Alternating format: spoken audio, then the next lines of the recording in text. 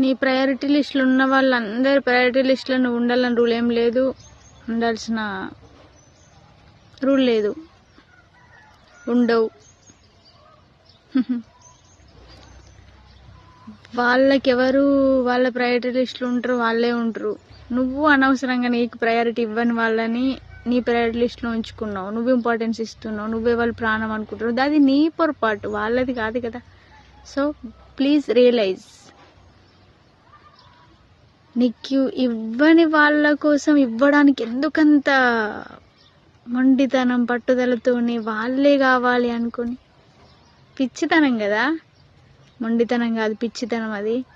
So please realise, నీకెవరు ప్రేమను ఇస్తున్నారో వాళ్ళకే తిరిగి ఇవ్వు. నీతో ఎవరు మంచిగా ఉంటున్నారో వాళ్ళతోనే మంచిగా ఉండు. అంతేగాని నిన్ను పట్టించుకొని వాళ్ళ కోసం ఆలోచిస్తూ వాళ్ళ కోసం నీ హెల్త్, నీ వెల్త్ ఖరాబ్ చేసుకుంటూ ఎందుకు? టైం వేస్ట్ కాకపోతే. సో సొసైటీ అద్దం లాంటిది అంటారు కదా, సొసైటీ అద్దం లాంటిదే. నువ్వు ఎట్లుంటే గట్లుంటారు, నువ్వు మంచిగా ఉంటే మంచిగా ఉంటారు, చెడ్డ ఉంటే చెడ్డగా ఉంటారు అని అంటారు. కాదు, నువ్వు వాళ్ళకి అవసరం పడితేనే నీతో మంచిగా ఉంటారు. నీతో అవసరం లేదు అని అంటే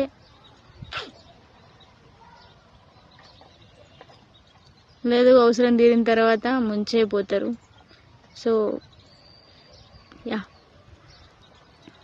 రెడీ టు ఏదైనా తీసుకోవడానికి మనం రెడీగా ఉండాలి.